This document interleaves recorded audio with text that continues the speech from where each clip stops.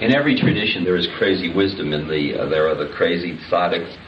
There are the monks laughing at the moon in Zen Buddhism. In Sufism, there is a long tradition of that, and one of the best examples is somebody called Nasruddin. It's one of his names. And there are many stories about Nasruddin as people can make up. I don't know how many actually happened. But there is a story of Nasruddin going into a bank to cash a check. It was a large check, and the teller looked at the check. Nasruddin was a very disreputable-looking fellow. And the teller looked at the check, and the check looked all right. But Nasruddin didn't. And finally he said, well, sir, the check seems fine, but can you identify yourself? And Nasruddin reached into his pocket, he pulled out a mirror and he looked and he said, yup.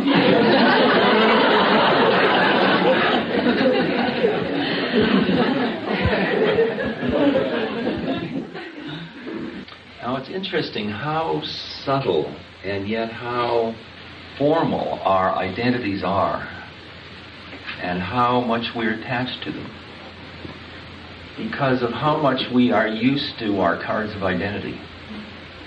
My name, social security number, my zip code, my address, my occupation, a whole set of labels that define who we think we are. When you and I are born, very shortly after we're born, we go into somebody training. We start to be trained to become somebody. And we're trained by other people who know who they are. And they're going to teach us who we are.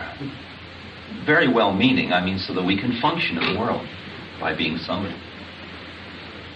And you become mother's little girl or mother's little boy or somebody who eats all his carrots. You start to develop an identity after a while. You're good or you're bad or you're a rascal or you're... When I was very young, I must maybe 9 or so, I came from a Jewish middle-class family, and it turned out that the best thing to want to be was a doctor. That was somebody. And everybody gave you microscopes and books and patted you and smiled. And I milked that one until I was well into college and was flunking histology and cytology and embryology. The moment of truth came. And we carry our somebodies around with us. And it allows us to be with other people in an efficient way. Now, just to get us all together into a metaphorical system, we can play in the game of metaphors any way you want. Depends on who you're talking to, you pick your metaphor. But I'm going to use one that just allows us to jump across systems easily, and if we all talk from the same one, it'll make it more fun to play.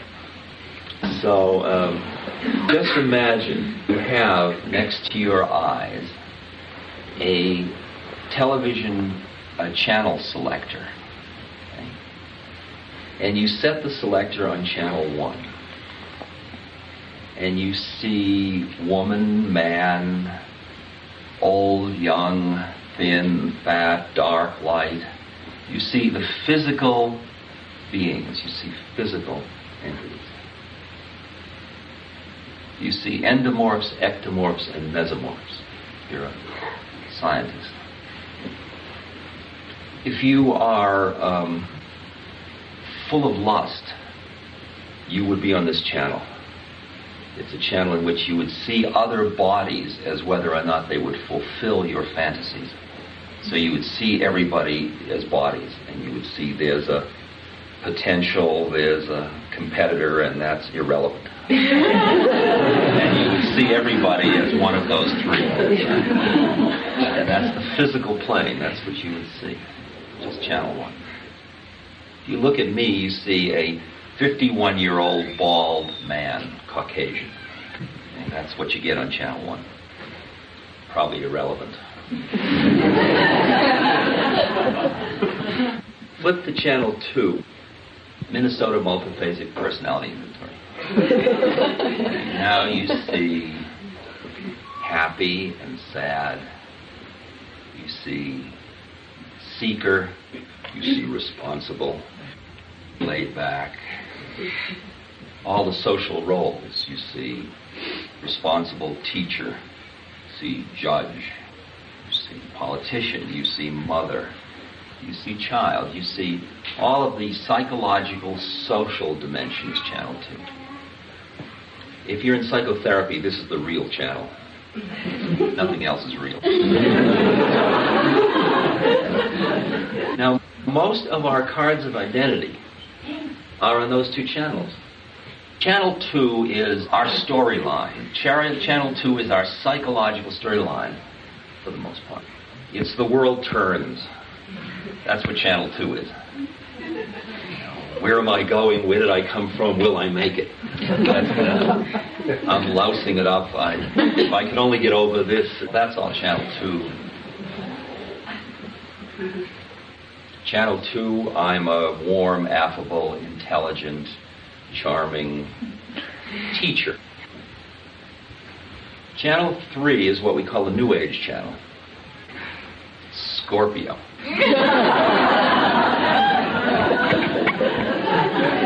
In Channel 3, there are only 12 of us.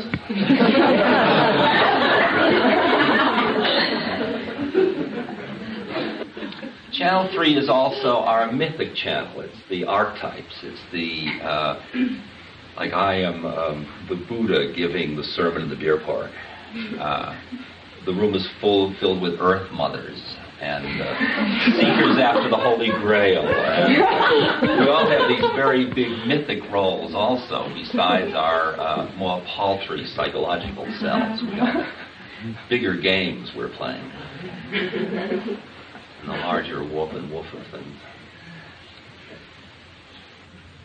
Now notice about these first 3 channels that they are all what you might call matrices of individual differences. They're ways we can peg each other. Channel 3, I'm an Aries. So if you go home and somebody said, who did you hear this weekend? You can say, I heard a 51-year-old, bald, Caucasian man, warm, charming, affable teacher, Aries. Then they know, and you sort of, you really notice it in the astral plane, where they say, what are you? I'm an Aries. Right, of course. And now that explains everything. And each plane up explains more. It actually does. It explains. It's a system. But it's a system. It's a matrix of individual differences in which you're different from you, from you, from you, from me. And we can peg each other. It's a world of individual differences. Channel 4. Now you look into the eyes of another being and you see another being just like you looking back at you. Are you in there? Far out. I'm in here. How did you get into that one? And what you see at that moment is another awareness just like you, but packaged differently. And you see channels 1, 2, and 3 as packaging. And this channel 4, that entity, is in Christianity, it's called the soul. It's the eyes are the windows of the soul. So you see another soul just like you, but who's having an entirely different set of life experiences because they're packaged differently. And you see how much the package affects what their experience is all about. The package includes all the desires, all the fears, all the hopes, all the social perceptions. So if you and I are meeting on channel 4, see, if we're meeting on channel 1, we're meeting in Snowmass at Windstar in a room. We're meeting on channel 4 with just these souls who happen to be sharing a moment wondering what we're doing on Earth, comparing notes. And the time and space of this is just somewhat incidental to the forms we happen to be meeting in at this moment. You flip to channel 5, it's like two mirrors facing each other. You see yourself looking at yourself, looking at yourself, because in channel 5 there's only one of us. That's Shema Yisrael, Adonai Eloheinu, Adonai Echad. Hear, O Israel, the Lord our God, the Lord is one. It's not one plus Dorothy. One plus Pete, it's just one. So from channel 5, we are one in drag, or we are one at play. I mean, if you were the one in channel 5, well, what'll I do? You wouldn't say today, because you're not in today there, but you'd say, well, what'll I do? I think I'll become the many. Like, I think I'll play hide and seek. Then you become the many, and then you bring your awareness down and you go into a little one of it. I think I'll go into some of it. And then you look out at the rest and you say, ooh, God, it's scary. And you see others as them, and then you get all scared and you say, okay, ollie and free, and you come back into the one. Whew, that was heavy. I don't think I'll play that one again. So from channel 5, we are the one at play. And just to keep the Buddhists happy, we flip to channel 6, where you disappear, I disappear, the channel selected disappears, none of it is, was. It's all void. Okay, now we have a system to play with. Now when I talk about you being born and going into somebody training, the somebody training you specifically went into was primarily channels 1 and 2. And the anxiety that was attendant to the way in which you started to become somebody. Let me point out, when you're born, you're not busy being separate. It's all one thing to you. It's all one undifferentiated thing. And then something along the way comes along, and you start to see that you aren't all of it. Now, I don't know. I have a suspicion that my critical moment was when I bit my mother's breast. And she said, hey, that's not yours. That's mine. You know? She pushed me away. There was something that happened where suddenly I had a sense that I did something that I fell out of grace. I was no longer at home in the universe. I was a separate entity that felt a yearning to get back. I suck, I eat, I grab, I want, I try to incorporate, I try to come back into the one. I am now a separate entity. I learned separateness somewhere along the way. I bought into my separateness. And the emotional loading with which you do that means that you get very, very concerned about who you are, your identity. And in order to be functional in the world, to be as a separate entity, to survive, because you begin to feel there's this vast power around you, and you experience impotence or inadequacy or whatever the roots of human neuroses are, you develop a sense of separateness, and there is this vastness, and you're always trying to make it all right to come back in, whether you come back in through eating, through collecting, through your eyes, drawing in, through all of achievements, through sexuality, always trying to come back into the one, into the unity, into the feeling of being in the Tao, in the harmony of things, in the way of things, instead of being separate. And the most powerful vehicle you have on channel 2 for developing your separateness and your computer system for functioning efficiently as a separate entity, where I'm me and you're you, is your thinking mind, your analytic thinking mind, your conceptual mind. Now, the thinking mind is very addicting because it gives us so much power. The thinking mind puts us on the moon. The thinking mind does all these. The thinking mind gives us technology. The thinking mind gives us so much stuff. I grew up learning the statement cogito ergo sum. I studied Latin, and it said, I think, therefore I am. Meaning you are an identity with your thinking mind. I am the thinker. Like you wake up in the morning, and from the moment you wake up, you start things like, got to go to the bathroom. Sleep 5 more minutes.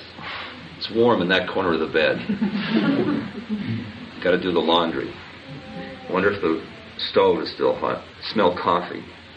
Oh, I'm so sleepy. What was I dreaming about? Got to go to the bathroom. Wonder if the car will start. And on you start. You just start. It's like trip hammer. Think. And each one is your mind, it's your awareness. Just imagine your awareness being the light, and it's like, what do I think? And each thought's coming forth saying, think of me, I'm real, think of me, It's like that story of the drunk looking for the watch, and somebody comes along to help him, and they're under a street lamp, and the fellow's looking, and finally he says, well, where exactly did you lose the watch? And the drunk points up the alley. Well, what are you looking here for? He says, because there's a light here. Well, that's the situation, that you end up studying what your thinking mind can know as an object, and everything that it can't, you say, is irrelevant.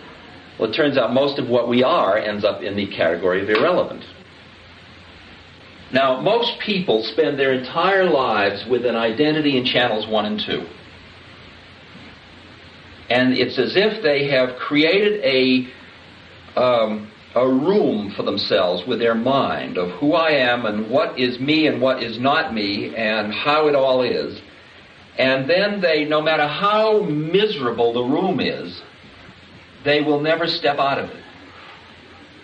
I mean, I get images of, I've seen that photograph in the paper of a battered child who's been burned with cigarette ends by the mother and just very badly battered. And the child is in the arms of a police matron who looks very motherly and very loving and very soft. And she's taking the baby away, and there's the mother who looks very, very angry and very bitter and hard. And the baby is screaming for its mother. It's that one. Now, if, as is the case for most people, the need of that separateness to be sure it knows where it is and how it is, and are you my friend or my enemy, and who can I get what from, and is it safe, and where do I go and where don't I go, this map, the map built from the place of my separateness. I am so attached to those identities on channel 1 and 2 that all the information that comes to me from channels 3, 4, 5, and 6, I, in effect, reject. It's all there. You exist on channel 1, 2, 3, 4, 5, and 6. Now, this is the model we're playing with, and if it gets too far out, just assume I took too many drugs in the 60s or something like that. Way out. But assume the information is coming in on every one of these channels as to who you are. 1, 2, 3, 4, 5. But you're so attached to channels 1 and 2 that the other information on these other channels you treat, and what the words you use are irrelevant, or error, or I was out of my mind, or I spaced out, or I'm losing it, or I don't know what just happened, or like when I first took psilocybin, the mushrooms, and I had these experiences which were like I experienced that I was perfect. You know, that I was part of the universe and it was all perfect. Well, I know I'm not perfect, says channel 1 and 2. So what I do in order to preserve my model of myself, which is certainly inadequate and not perfect, is I say of that experience, because I'm a psychologist, you remember, a professor of psychology, I say, interesting hallucination. You see, I have a label. It's called a reductionistic label. It's a label that makes it less than important. It's not real. Because my father used to say, Rich, come down to reality. Which meant get a job. Get your act together on this plane. As William James said in 1906, he said, our normal waking consciousness is but one special type of consciousness, whilst all about it, parted from it by the filmiest of screens, there may lay other types of consciousness. We may spend our entire lives without knowing of their existence, but apply the requisite stimulus, and there they are in their completeness. their existence forbids our premature closing of our accounts with reality. But most of us do. We say, this is reality, and all the rest of that is la-la land. It's playing. It's out there somewhere. But somewhere along the line, for some people in some birth, there is what's called awakening. What awakening is that you acknowledge that channels 3, 4, 5, and 6, specifically 4, 5, and 6, have some reality to them. You allow that they are potentially real, which means that the channels 1 and 2, which previously you were treating as absolutely real, now are only relatively real. So what you have done in that moment is you have done to your social perception what Einstein did to Newtonian physics. As you learn I learned Newtonian physics as this is absolute truth. And then Einstein came along and said, depends on where you're standing. And he just shifted it from absolute to relative reality. Now, how that awakening occurs for any individual is as varied as there are individuals. When you're ripe for that awakening, a leaf can fall, who knows? See, I, in the 60s, was part of a club of people who had all awakened through better living through chemistry. And we would have these club meetings, which were, you know, I know, and we just reassure each other that we knew. And we all identified the experience we were having with our method. The club used to they all used to dress the same way. Everybody used to wear white, and they smiled a lot, and they had flowers, and they all smiled, and they knew, you know. A lot of repressed aggression.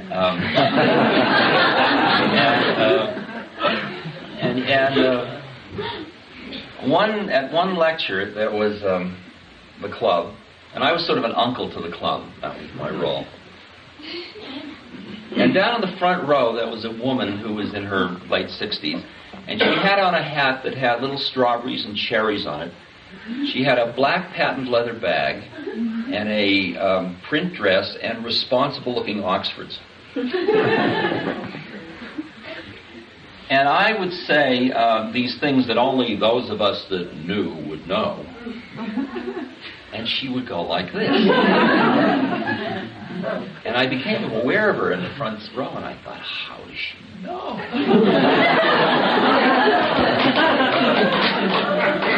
I mean, she's not an acid head, there's no doubt about it. So I'd say something more esoterically outrageous that only people that had really been playing out between channels 5 and 6 would even think relevant. I thought, well, maybe she has a nervous, and I went to see whether she only responded at certain moments. Which she did. She only responded when I made a point. And so at the end of the lecture, I smiled broadly at her, and she came over and she said, thank you so much. She said, that was felt just right. I understood that perfectly. That's just the way I understand it to be. How do you know? What is it you have done that allows you to know these things we're talking about? She leaned forward very conspiratorially and she said, I crochet.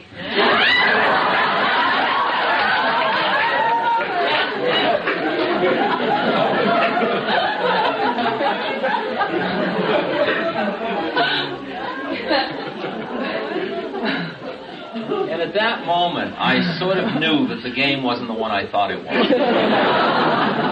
Because until then, I always identified the method of getting somewhere, where you got with your method of getting there. And what happens to all of us is, if your method is crocheting, you can't understand why everybody isn't crocheting.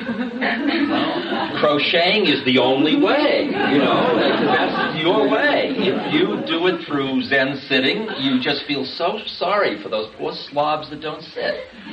How much do you sit? You ask. If yours is skiing, you can't believe that other people could be living here and don't ski. If it's sex, you mean you are celibate? You know, you just can't conceive of it. It's just inconceivable that somebody would throw away the ecstasy of transcendence. But yet, when you look around, you see that people arrive at that by a tremendous variety of ways. And you see, when you can separate the method from where the method takes you, you can hear that same quality of delight in a surfer, in a skier, in a sexual aficionado, in a bouillabaisse cooker, in a cabin builder, in a problem solver. I mean, Einstein just went into ecstatic states. He went into places. He transcended. He went into places. He said, I didn't arrive at my understanding of the fundamental laws of the universe through my rational mind. Rational mind's in Channel 2. He went into some other way of knowing the universe. He's trying to solve a problem about the relation of mass and energy. And he's so one-pointed in it that, just like following the breath, he goes through a doorway into another way of being in the universe in which everything is here. It's a Gestalt way. It's a subjective way. It's not object. It's not subject-object. The thinking mind always thinks about something. So it's, as long as you're in your thinking mind, you're always one thought away from where the action is. You're always feeling separate from the universe because you're always thinking about the universe. You can imagine Bach just having that doorway open into another realm of relationship to the universe where the sound is, where all the laws are. And if you have that doorway open and then it comes down through you, then you can just sit around writing, just all you are really is copying in this bizarre sense. I mean, you as an instrument are merely a vehicle through which this stuff is coming. And I mean, somebody like Mozart's output, it's not like he sits down and thinks, well, what'll I do today? All he does is open up and then the stuff comes through. It's as if you go into this place where all is. It's not conceptual, it just all is. And then as you come back down into form, if you're doing it sequentially, as you come back down into form, if your form happens to be music, it comes out through music. If your form happens to be physics, it comes out through E equals MC squared. If your form happens to be art, it comes through David, Sculpture of David by Michelangelo. Now, when you go into these other altered states of consciousness, as they're called, or come into the spirit, if you want it in a religious metaphor, there are things that you see that are very different from the way you see them in what's called normal waking consciousness, or Channel 2. Like when you are looking at the universe from Channel 5, from the way God sees it, just outside of time and space, you're just awareness, and it's just looking at forms, looking down or at forms, all form. What you become aware of is that all form is law, is lawfully related. That the nature of form is that it is connected to everything else in a lawful way. It's all changing, and all the change is lawful. And you just see it. You see law everywhere you look. You can look at it in genetics, you can look at it in quantum mechanics, you can look at it in music, you can look at it in archaeology, astronomy, astrology, you can look at it in the Kabbalah, you can look at it in I Ching, you can look at it in the Quran, you can, etc. Well, everywhere you look, you see law. And you see everything is related to everything else lawfully, including your body. And when you see all this law related, which includes psychology and sociology and suffering and death and violence, and it's all lawful, from that point of view, when you look out and you just see the law, you say, it's perfect. Because you see the perfection of the law made manifest. It's all perfect. But then you come back down into your human heart. Perfect? I mean, you look at the world, does it seem perfect to you? The suffering, starvation, violence, paranoia, the fear in people. Look in yourself. Look at your own suffering, your own neuroses. Want to call that perfect? Paradox. What would be a paradox to the rational mind? Paradox. Perfect? Not perfect. If you buy the reality of your human heart, which empathizes, it's sure not perfect. If you go up, it's perfect. So wouldn't you rather stay in a place where it's all perfect? That's the model of high. Let's get high, where it's all perfect. It's all perfect. Spill the Coca-Cola, perfect. Somebody falls down in front of you and you say, karma. It's a very cold place. It's a very impersonal place. But it's a very safe place. Nuclear bomb may fall, right. Well, all lawful. You're just seeing form lawfully manifest wherever you go. And it's all just doing perfect. But you see, when you come down at the human level, the amount of suffering is so painful to see it, to stay open, to keep your heart open to the suffering in the world, is so painful that you finally have to close your heart down. Or you either close your heart down to function down there, or you go up. Those are the really two choices you have. You either sort of burn out by closing down. That's what most, like nurses and doctors do, that have to face suffering and death each day, or people that work in things where there's just so much suffering you can't even begin to conceive of ending it. No matter how hard you work, you just close down a little bit. You just close your heart down a little bit. But that's the way it is. You just can't bear it. Or else you go up into that just karma, impersonal plane. Those are the kind of options you have. Because how do you begin on the human plane to handle all the suffering? You go to fix that one, put your finger in that hole in the dike, and that one's leaking. And you go to do that one, and that one's leaking. And where do you even begin? And I'm sure you are all in the good guy mailing list just like I am.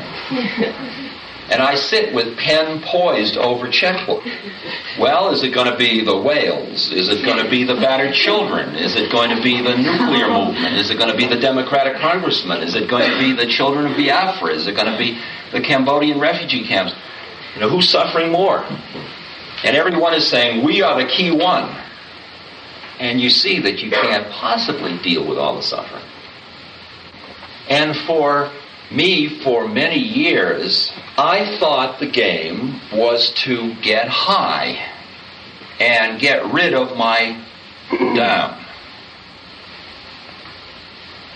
Because when I got high, I was one with the universe. I felt it was all so clear, it was so light, and all the stuff that brought me down, I would put over there, and I would divide the world into that which kept me high and that which brought me down. And I'd say, can't go home and visit the folks. They bring me down. I started to have these little categories in life of can't work in the world, business, money brings me down. You know, and it was all these things that bring you down. And I suffered from what you could call vertical schizophrenia. I mean, I even had two names for it. It was Dick Alpert, and then there was Ram Dass. And Ram Dass saw everything as love and everybody as brothers and sisters, and it was all unfolding of the law. And down here as Dick Alpert, he was greedy, lustful, frightened, neurotic, human. But no matter how hard I pushed, Dick Alpert didn't go away. It was as if I theoretically knew that it was all one, but it was all one except for that stuff that I was pushing away. And somewhere along the line in the past 10 years, I saw that the game was not to get high. The game was to become free.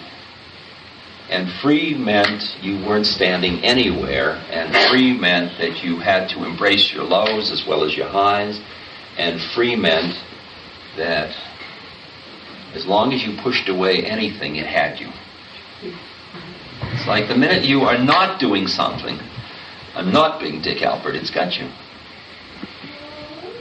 And when it says that there is nowhere to stand in the spiritual journey, it means channel 1, 2, 3, 4, 5, 6. You stand nowhere. There's nowhere where you are not, and there's nowhere where you are. And it's an interesting thing that the quieter you get,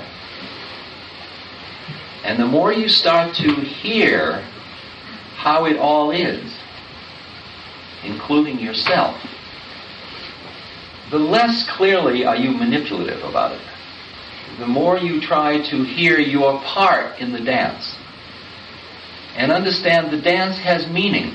It isn't an error. It's not like somebody screwed up. And if somebody hadn't screwed up, it would all be nice now. I mean, it's a particular class that we're going through a certain curriculum. It's not the be-all, end-all. It's a certain strata of reality in which certain kinds of opportunities for certain experiences are available. It's like Buddha, when you ask Buddha who we are, Buddha has these wonderful lists. He has 5 hindrances, he's got 10 fetters, he's got 24 no-nos and 52 thises and that. I mean, the Sutta is full of lists. But just taking the 5 hindrances to play with. He said, who we are, well, we've got lust and greed. That's just one, that isn't even 2. You can't say I have one of these but not the other. Lust and greed. He says, then the second one is hatred and ill will. The third one is agitation of mind. Fourth one are our old friends sloth and torpor. And the fifth one is doubt. 5 hindrances. Now, if you're going to set up an intentional community, say, well, who we have in it? Well, let's have people with lust and greed, hatred and ill will, agitation, sloth and torpor and doubt. What do you think the community would end up like? This. This is it. This is the one we created. And people that have those kinds of attachments of mind take birth here. Because this is the place where the sandpaper is available to work through those things. Which means, from Channel 4, from a soul's point of view, you now look at your human birth just the way you got it right now, just the way it is, and realize that you created it. What you're doing on Earth is you created a program for yourself. You created a curriculum. It's called Human 305, and until you finish that curriculum, we're going to send you back again and again and again. Like somebody comes to me and says, I hear you are living in New Mexico now, which isn't true, but they say, I hear you're living in Santa Fe. I want to come study with you because I have been living in New York and I can't stand it. And I say, well, I don't take on students, but in your case I'll make an exception, and your first assignment as my student is to go live in New York for 2 years.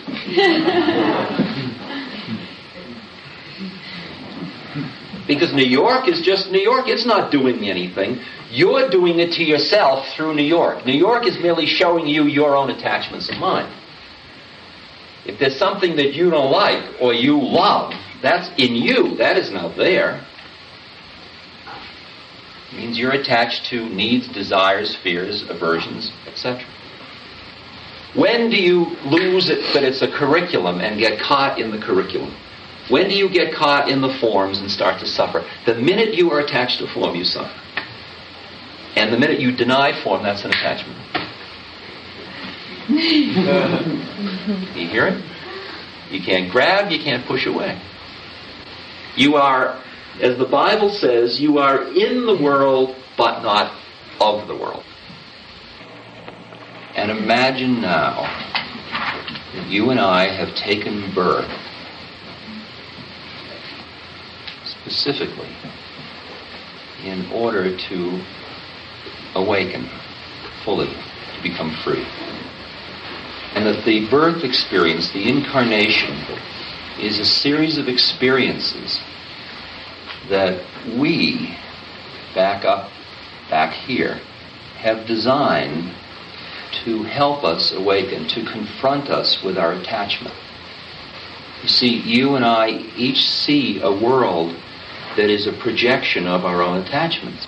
I mean, you know this probably from psychology. And there is a statement, the truth waits for eyes unclouded by longing. When you want something, you see only what you want. If you're hungry, you just see what's edible. And if you get hungry enough, everything becomes edible. Donner Party, for example. Now, how would it be possible to be in a human birth and still see what is true? You would have to extricate yourself from attachment to your desires. But as a separate entity, you have desires.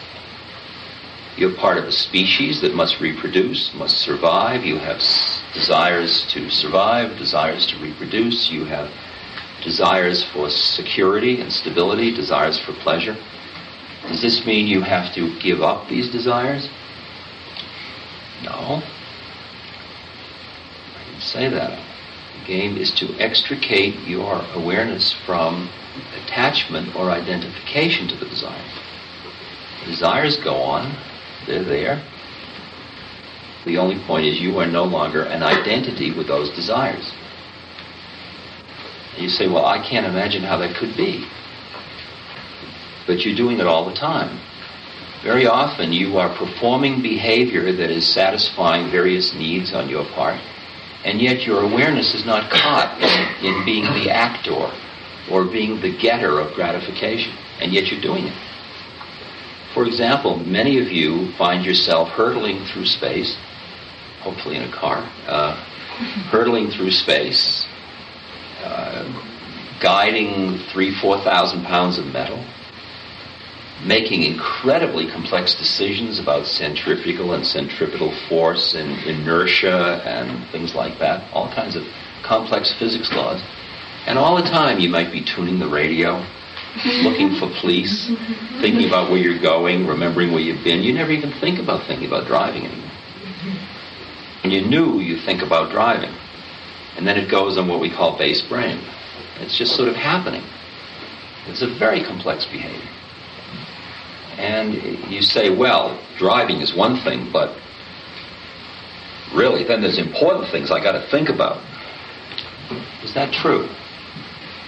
The question is there anything in life, is there any drama in life that is so seductive that it pulls you in where you lose your space?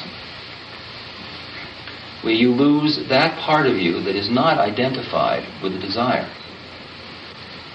As long as you see life as a set of choices about what it is you want out of life, it's very confusing. The moment you can identify with the soul and see life as a curriculum for awakening, then everything, shall I buy a new car or not? Well, how does that relate to my soul's awakening? And then you see, from that point of view, should I buy a new car or not? The answer, although most people don't want to hear it, doesn't matter. Because getting the new car is going to face me with certain learning experiences, not getting the car is going to face me with new learning experiences. The people come to me and they say, should I get divorced or shouldn't I?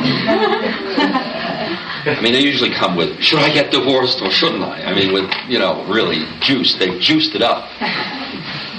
Now, when I say to them, it doesn't matter, they don't want to hear that at all, because they're in the world turns. They're really in there. They don't want to hear that space at all. But look at it. When you're at a choice point about any action, like should I marry or not, the part of you that, if you marry, the part of you that didn't want to marry is going to sit there. It's going to still be there. And if you don't marry, the part of you that wanted to marry is going to still be there. So you're going to have to work with that stuff either way, aren't you? From a point of view of awakening, you're going to awaken either way. And when you can stand back far enough into this space, you can see that all of your life experiences, independent of what they are all learning experiences. Then you say, well, then does it matter at all? Well, from a human point of view, it matters. From a soul's point of view, it doesn't matter. Because you're going to grow through all of it. So from a human point of view, you do your best to optimize pleasure, happiness, all of the nice things of life. From your soul's point of view, you take what comes down the pike.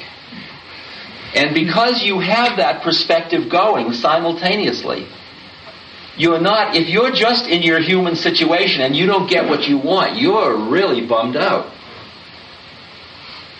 If, on the other hand, you have this other perspective, you work to get what you want, and if you don't, so work with what I got.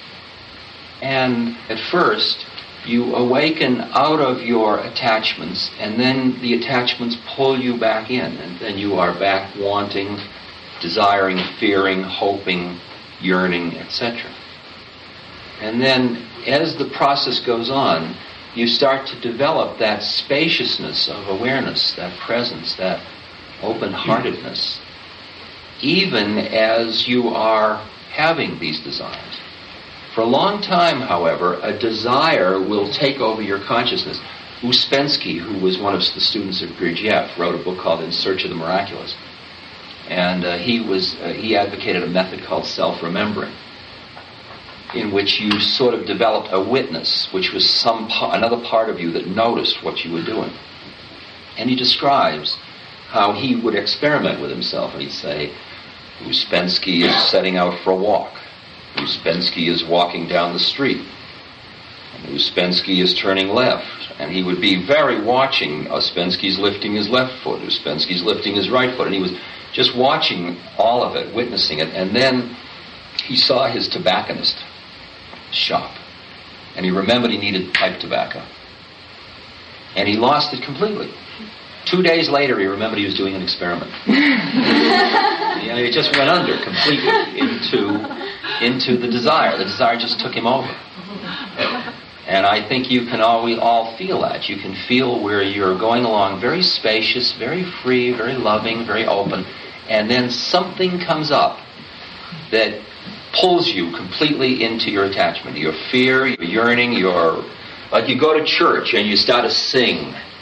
And you're singing, Holy, Holy, Holy, Lord God Almighty. And suddenly it all opens up, and there's the angels and the trumpets and the chariots and the whole mishpacha are all here. It's all here. And you look at everybody in the congregation. They're so beautiful, and they're my brothers and sisters. You love them. Your fourth chakra just opened. And you say, I'm never going to change. I'm always going to feel this way. And it may last till dinner when somebody else gets the leg, something like that. There's some moment where you pull back into your separateness in it. And the process of using your life experiences as a vehicle for awakening is to sit with that process. You babysit this process in yourself so that you see yourself get stuck, and then you see yourself come up for air, and you begin to notice what it is that sticks you, where you are clinging, which things grab your awareness.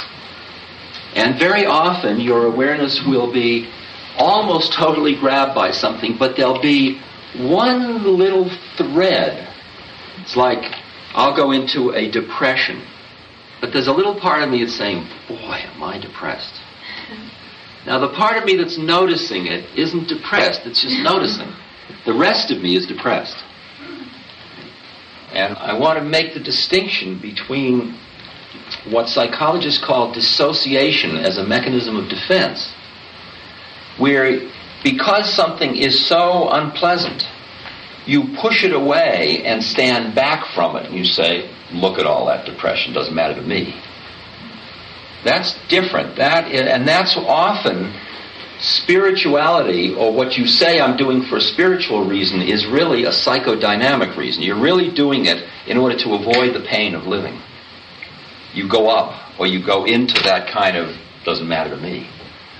I'm not talking about that. I'm talking about what it means to be in the world but not of the world, which means to stay open to the human condition, to your fear, longing, hopes, joys, arousals, depression, loneliness, self-pity, anger, jealousy, and at the same moment, simultaneously develop a spaciousness that surrounds it, just like sky surrounds clouds. And what you do at first to develop an appreciation of that part of you that isn't form, that isn't wanting, yearning, separate, needful, you do your methods. You do meditation, you do devotion, you do whatever you do. You do study, you come to retreats, you do these kind of things. And then, as your faith in that part of you gets stronger, you don't push away your human experiences as much. You dive into them more deeply. Till finally, when you look at a Zen monk that is really free, you see somebody that is richly living life. They're not sort of dallying on the side, sticking a toe in the water. It's to be in the world but not of the world. If you're going to get the lessons of life, you've got to live life. Because the experiences are the ways you work through the attachments, not by avoiding the experiences. You don't avoid life and get free through it. Life is a series of experiences. You've got to be in them. Allow the risk of attachment and constantly be also connecting to this part that has nothing to do with the attachment. And you see all of your feelings and all of that is happening. It doesn't mean you're not experiencing them. But it means in addition to experiencing them, you are also cultivating a spaciousness. There is some quality of release from suffering the minute you can nurture in yourself that little bit of spaciousness. You can call it the cosmic giggle. You can call it anything you want. It has a certain humor to it. The humor that you've taken it all so seriously. I mean, how poignant we are. We get so lost in our melodrama. Are you always riding the waves, or are you sitting like a big tuna down in the ocean? Just sort of sitting there, looking up and saying, wow. Looking from this place where you're just undulating in space. A medium step in getting to that spaciousness, one of the methods is noticing all the stuff, noticing what catches you, what grabs you, in which you are separating part of your consciousness is the noticer and part of it is the desirer. Then, as you get further on, even the noticer disappears and there's just space. You're not busy self-consciously noticing, there's just spaciousness in the way you're doing it. Like I'm talking to you, same moment I'm not talking to you. And if you are quiet enough, if you're busy just being the listener, you're not meeting me in another place where we are just quietly hanging out together, watching the words come and go. And there's a certain type of listening. Like in the Tibetan tradition, Milarepa, the Tibetan yogi, is often pictured with his hand around his ear, listening. It's like you listen your way into. It's not listening with your ear. It's just you become an instrument of tuning in which you're tuning into more and more what is. It's like becoming part of the Tao, the way of things. And what I want to read you is an example of this. It's from a book called Mortal Lessons by a doctor named Seltzer. And these are his words. On the bulletin board in the front hall of the hospital where I work, there appeared an announcement. Yeshe Dondon, it read, will make rounds at 6 o'clock on the morning of June 10. The particulars were then given, followed by a notation. Yeshe Dondon is personal physician to the Dalai Lama. I am not so leathery a skeptic that I would knowingly ignore an emissary from the gods. Not only might such sang-froid be inimical to one's earthly well-being, it could take care of eternity as well. Thus, on the morning of June 10, I joined the clutch of whitecoats waiting in the small conference room adjacent to the ward selected for the rounds. The air in the room is heavy with ill-concealed dubiety and suspicion of bamboozlement. Imagine all these Western doctors. At precisely 6 o'clock he appears, a short golden barrel-y man dressed in a sleeveless robe of saffron and maroon. His scalp is shaven and the only visible hair is a scanty black line above each hooded eye. He bows in greeting while his young interpreter makes the introduction. Yeshe Dondon, we are told, will examine a patient selected by a member of the staff. The diagnosis is as unknown to Yeshe Dondon as it is to us. The examination of the patient will take place in our presence, after which we will reconvene in the conference room where Yeshe Dandan will discuss the case. We are further informed that for the past 2 hours, Yeshe Dandan has purified himself by bathing, fasting, and prayer. I, having breakfasted well, performed only the most desultory of ablutions, and given no thought at all to my soul, glanced furtively at my fellows. Suddenly we seem a soiled, uncouth lot. The patient had been awakened early and told that she was to be examined by a foreign doctor, and had been asked to produce a fresh specimen of urine. So when we enter her room, the woman shows no surprise. She has long ago taken on that mixture of compliance and resignation that is the face of chronic illness. This was to be but another in an endless series of tests and examinations. Yeshe Dandan steps to the bedside while the rest stand apart watching. For a long time he gazes at the woman, favoring no part of her body with his eyes, but seeming to fix his glance at a place just above her supine form. I too study her.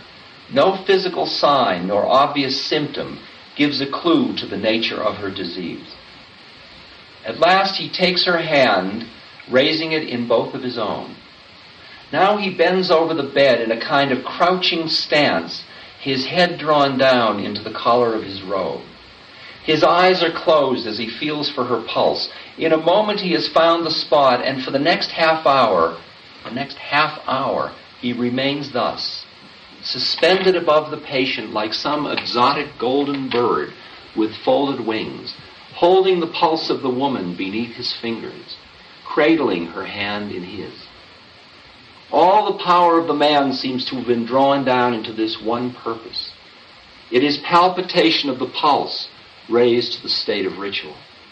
From the foot of the bed where I stand, it is as though he and the patient have entered a special place of isolation, of apartness, about which a vacancy hovers, and across which no violation is possible. After a moment, the woman rests back upon her pillow. From time to time, she raises her head to look at the strange figure above her, then sinks back once more. I cannot see their hands joined in a correspondence that is exclusive, intimate, his fingertips receiving the voice of her sick body through the rhythm and throb she offers at her wrist. All at once, I am envious, not of him, not of Yeshe Dandan for his gift of beauty and holiness, but of her. I want to be held like that, touched so, received. And I know that I, who have palpitated 100,000 pulses, have not felt a single one. At last Yeshe Dandan straightens, gently places the woman's hand upon the bed and steps back. The interpreter produces a small wooden bowl and 2 sticks. Yeshe Dandan pours a portion of the urine specimen into the bowl, proceeds to whip the liquid with the 2 sticks. This he does for several minutes until a foam is raised. Then, bowing above the bowl, he inhales the odor 3 times. He sets down the bowl and turns to leave. All this while he has not uttered a single word. As he nears the door, the woman raises her head and calls out to him in a voice at once urgent and serene. "Thank you, Doctor," she says, and touches with her other hand the place he had held on her wrist, as though to recapture something that had visited there. Yeshe Dandan turns back for a moment to gaze at her, then steps into the corridor. Rounds are at an end. We are seated once more in the conference room. Yeshe Dandan speaks now for the first time in soft Tibetan sounds that I have never heard before. He has barely begun when the young interpreter begins to translate, the 2 voices continuing in tandem, a bilingual fugue, the one chasing the other. It is like the chanting of monks. He speaks of winds coursing through the body of the woman, currents that break against barriers, eddying. These vortices are in her blood, he says, the last spendings of an imperfect heart. Between the chambers of her heart, long, long before she was born, a wind had come and blown open a deep gate that must never be opened. Through it charged the full waters of her river as the mountain stream cascades in the springtime, battering, knocking loose the land and flooding her breath. Thus he speaks and is silent. May we now have the diagnosis, the professor asked. The host of these rounds, the man who knows, answers, congenital heart disease, interventricular septal defect with resultant heart failure. A gateway in the heart, I think, that must not be opened. Through it charge the full waters that flood her breath. So here then is the doctor listening to the sounds of the body to which the rest of us are deaf. He is more than doctor, he is priest. Once you can appreciate that there are other parts of your being from which the universe is heard differently, and that when you rest in these other parts of your being, you hear clearly, and then can understand the meaning of your manifestation and how to function within it, then the stance you adopt is that of someone who's listening. Tuning. It's like tuning an instrument. You're tuning and listening to what is. To what is.